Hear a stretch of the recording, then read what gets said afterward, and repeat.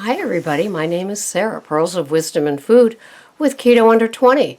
Are you nutritionally dense? What, you think I'm insulting you? Oh, I didn't mean it that way. I meant, is your thinking about nutrition dense? Do you pay attention to nutrition? Or are you still buying sugar-free syrups, sugar-free sweeteners, sugar-free pop, keto junk food products? Are you still doing those sort of things? That's what I would say is not probably nutritionally dense thinking. Are you buying things like, fatty meats that are grass-fed, pasture-raised? Are you buying organic pasture-raised eggs? Are you buying organic pasture-raised butter? Are you buying coconut oil that is unrefined, not refined? There's so many different layers that we can do with what we choose as products. And it gets better all the time. The keto school never really ends, at least for me. There's always new things I can learn. And I learn them by watching the experts, the specialists, the doctors, the nutritionists, the people that believe in this. I'll find a site that is from a conference, and I can binge watch all the people that were there. And some of them are so light years ahead of me. They're using terms where it's like, wow, I don't even know what you're talking about. I'm going to have to Google that. And that means it's good, right? Because you never want to stop learning about nutrition and nutritionally dense foods. Well, today is Friday, the 14th of April. And it's Good Friday. And so schools are already out. A lot of businesses are already out for 4-day weekends. It's crazy here on the Cape. They are here, and they don't have much time. So it would be very nice if you moved out of their way on the roads and in the stores. Yeah, they're kind of rude about it yesterday, but they're here. I'm glad I did the bulk of my grocery shopping yesterday on Thursday, so they can have at it today. But anyway, I don't want you to have a messy Monday. Now look, what you do for loved ones is, of course, your business. But if you do standard American diet sugar things, SADs, then really, is that how you eat? Is that something that you want them to learn? It's really tricky.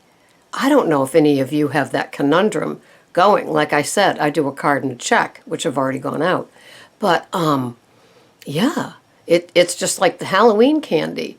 And so if you're doing Easter baskets totally filled with all of the sugary delights that have become tradition in the Americas, well, I don't know, do you stop and think about that? Is that how you want them to see how eating is?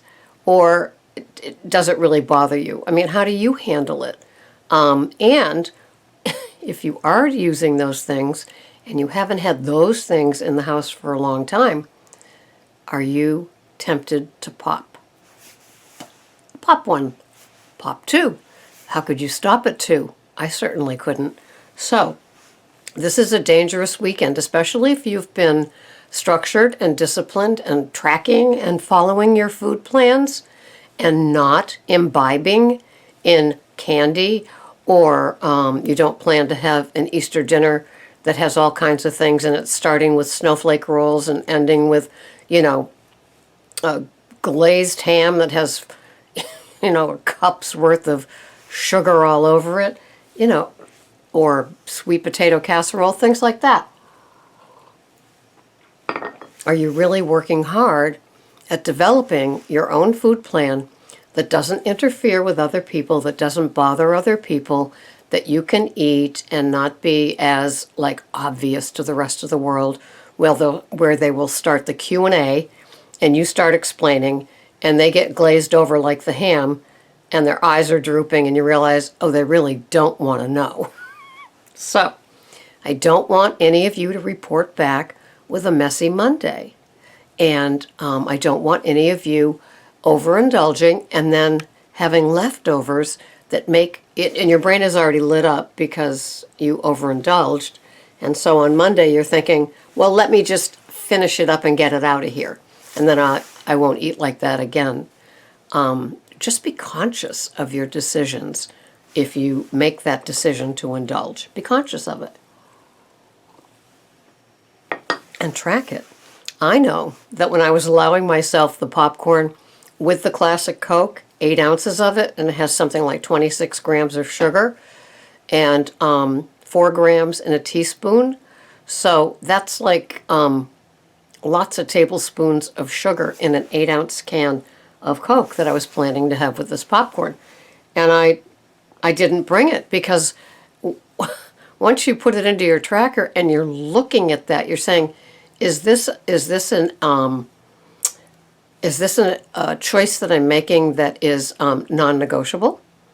Like I have to have it. If I don't have that with that, then I'm not going. I'm not going. That's how I feel. But I didn't have that with that. I omitted the classic Coke. And was I okay because of it? Of course I was.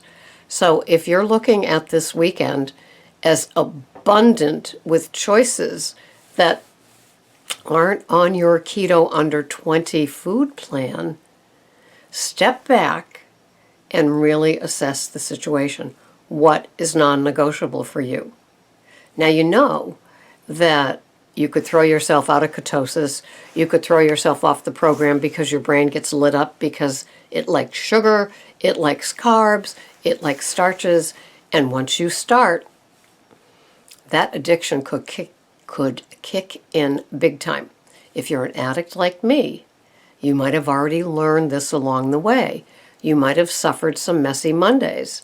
But we know that that bag of the snack size candy that comes with a laugh after it, oh, I'll do something about it next week. Really? Okay.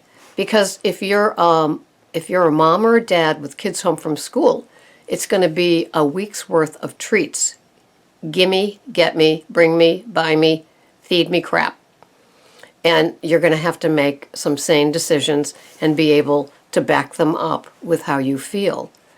You know, creating people like us at a young age that will have the same misery and issues that we do with food, is that good? Is that good on you? It's really, really hard. Trust me. I mean, you know, I'm no angel. And when I had my kids, you know, I wasn't keto under 20. Trust me. I was, how much can we all have?